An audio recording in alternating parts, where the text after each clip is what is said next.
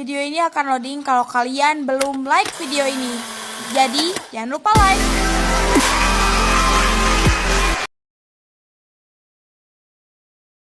Oke, loading, gak apa-apa. Sabar. 1, 2, 3. Assalamualaikum warahmatullahi wabarakatuh. Alhamdulillahirabbil alamin wa bihi nasta'in wa ala umuri dunya waddin. Wassalatu wassalamu ala asrofil anbiya'i wal mursalin wa ala alihi wa sahbihi ajma'in, amma ba'du. Perkenalkan, nama saya Siti Robiah Adawiyah dari Prodi Manajemen Pendidikan Islam dan Fakultas Agama Islam dari kelas 1A.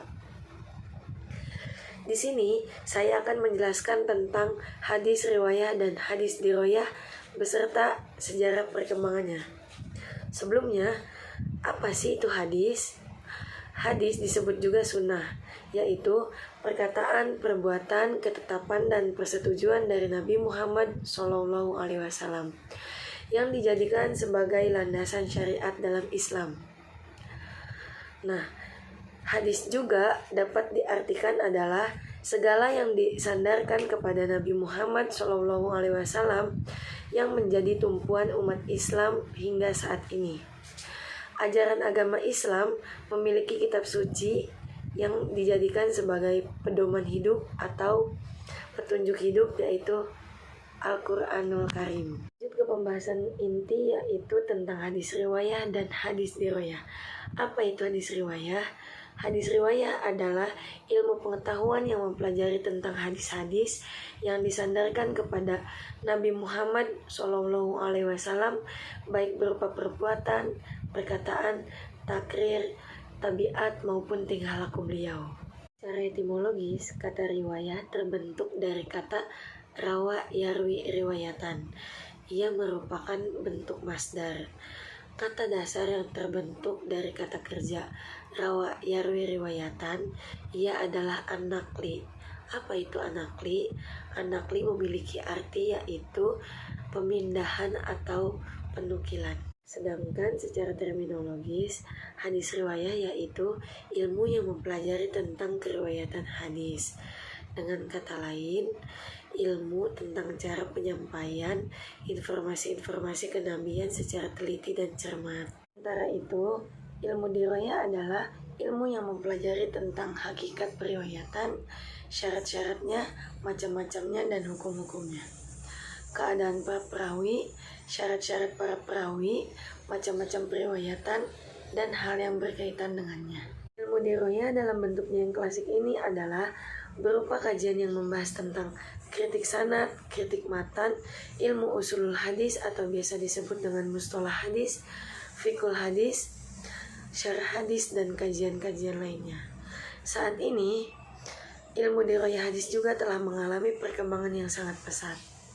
Jika ilmu diroyah hadis klasik memiliki cenderung monodisiplin, maka ilmu diroyah hadis modern adalah cenderung integratif dan interkonektif.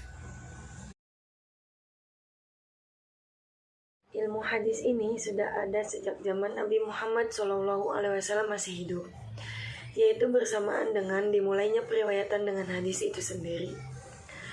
Para sahabat Nabi menaruh perhatian yang tinggi terhadap hadis-hadis Nabi. Mereka berusaha untuk memperoleh hadis-hadis Nabi dengan cara mendatangi majelis Rasulullah SAW, serta mendengarkan dan menyimak pesan atau nasihat yang disampaikan dari beliau.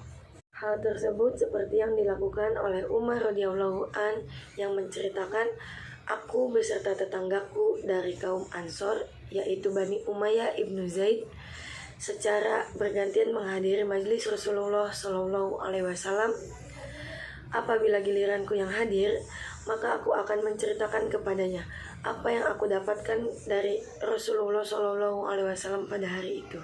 Demikianlah periwayatan dan pemeliharaan hadis Nabi Muhammad SAW berlangsung hingga usaha penghimpunan hadis secara resmi yang dilakukan pada masa pemerintahan Umar bin Abdul Al-Aziz.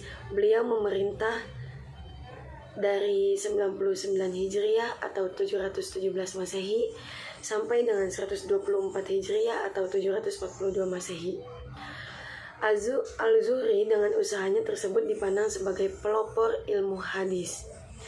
Dan dalam sejarah perkembangan hadis, dia dicatat sebagai ulama pertama yang menghimpun hadis Nabi Muhammad SAW atas perintah Khalifah Umar ibnu Abdul Al-Aziz. Usaha penghimpunan, penyeleksian, penulisan, dan pembukuan hadis secara besar-besaran yang terjadi pada abad ketiga Hijriyah yang dilakukan oleh para ulama seperti Imam Al-Bukhari, Imam Muslim, Imam Abu Daud, Imam Al-Tirmizi, dan imam-imam lainnya. Dengan dibukukan hadis-hadis Nabi Muhammad SAW oleh para ulama di atas, dan buku mereka pada masa selanjutnya telah jadi rujukan para ulama yang datang kemudian. Maka dengan sendirinya ilmu hadis itu tidak banyak lagi berkembang.